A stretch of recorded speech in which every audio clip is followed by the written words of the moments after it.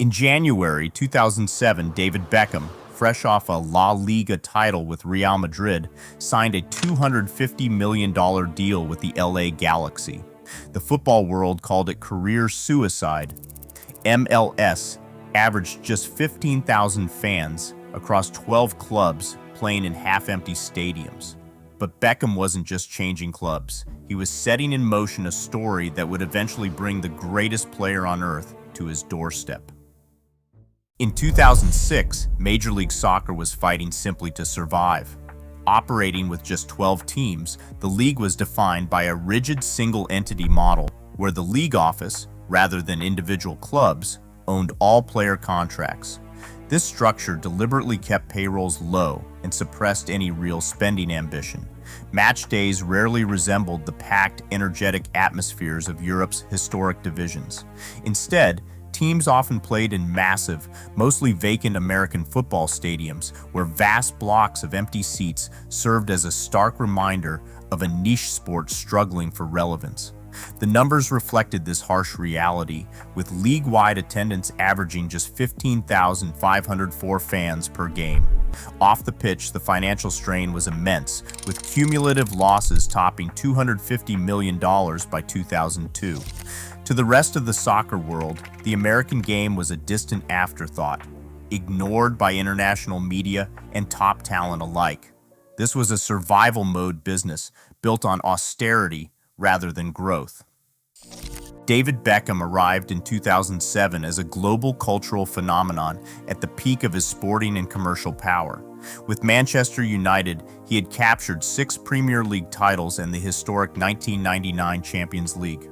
Immediately before his transition to America, he lifted the 2007 La Liga trophy with Real Madrid.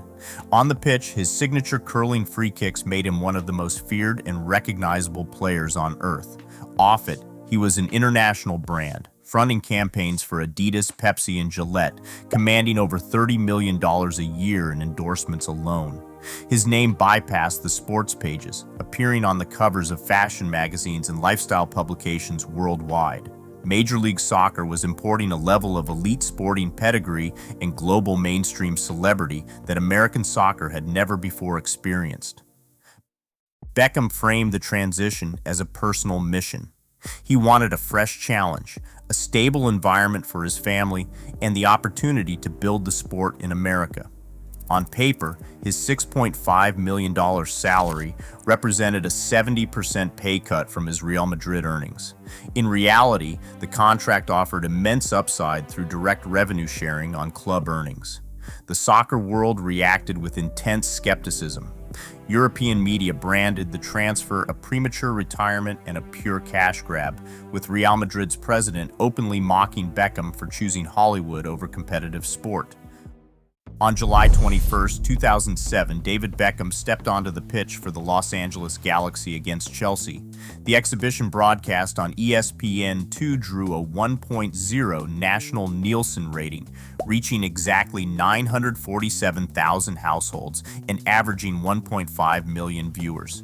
It became the highest-rated Major League Soccer telecast in the network's history. The television audience was just the first wave of a wider, quantifiable shift. On the ground, stadium gates felt an immediate strain. During the 2006 season, Major League Soccer sustained a modest average match attendance of 15,504 spectators. By 2012, that league-wide average rose to 21,692, a 40% surge in ticket sales across 6 seasons. The Los Angeles Galaxy felt this shift most directly.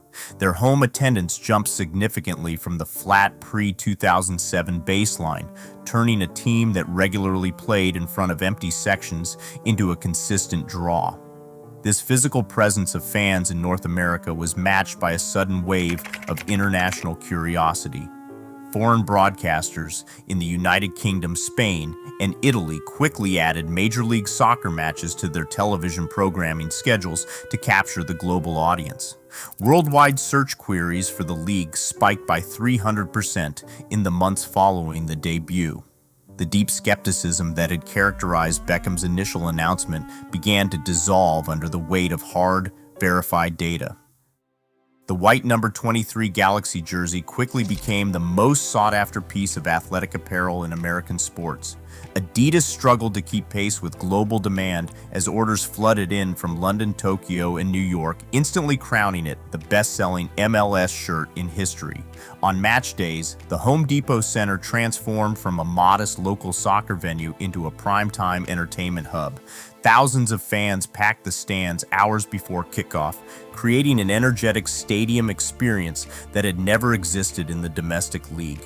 Hollywood actors, musicians, and elite athletes filled the premium sidelines, blending traditional European football culture with Southern California celebrity. This off-pitch glamour translated directly into solid business power. The club secured a lucrative shirt sponsorship with Herbalife, setting a massive new commercial benchmark for the entire league. High-profile summer friendlies against European giants like Chelsea turned exhibitions into massive spectacles, expanding the club's profile across continents. The Galaxy grew far outside the quiet boundaries of a niche market. The franchise had evolved into a cultural powerhouse, proving that American soccer could be fashionable, highly profitable, and globally respected. On November 15, 2006, weeks before the transfer became official, the Major League Soccer Board of Governors approved a structural shift that redefined the league's economic model. Spearheaded by Commissioner Don Garber, they passed the designated player rule. At a time when teams operated under a strict $1.9 million total payroll limit, this mechanism allowed clubs to sign stars whose wages exceeded the standard salary cap. Under the rule, only a portion of the player's cost, $400,000, counted against the team's budget, while ownership paid the rest. The media instantly dubbed it the Beckham Rule. The system quickly proved its value. The Chicago Fire used it to secure Mexican icon Cuauhtémoc Blanco, while the Columbus Crew signed Argentine playmaker Guillermo Barros Schelotto, proving the mechanism could attract elite international talent. In February 2014, David Beckham exercised the $25 million expansion option written into his original MLS player contract, choosing Miami to build a franchise from the ground up.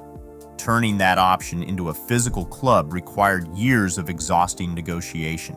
Beckham spent years battling local government resistance, zoning disputes, and environmental opposition over waterfront sites and public golf courses.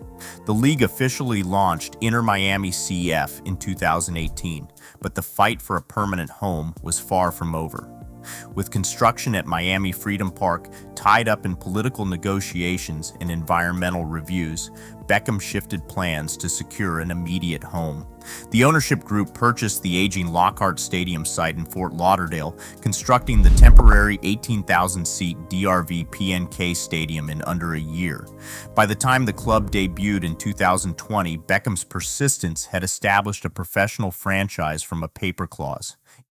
In July 2023, Lionel Messi signed with Inter Miami, completing the circle that David Beckham started. This historic arrival was directly enabled by the original 2007 contract clause and the designated player rule Beckham pioneered. His early gamble lowered the financial and cultural barriers, permanently reshaping Major League Soccer from an international punchline into a competitive global destination. Beckham built the stadium, but he also established the credibility that brought the world's greatest player to the American coast.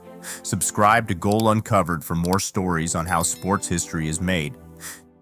Today, as world champions play on American soil, we see the true scale of Beckham's gamble.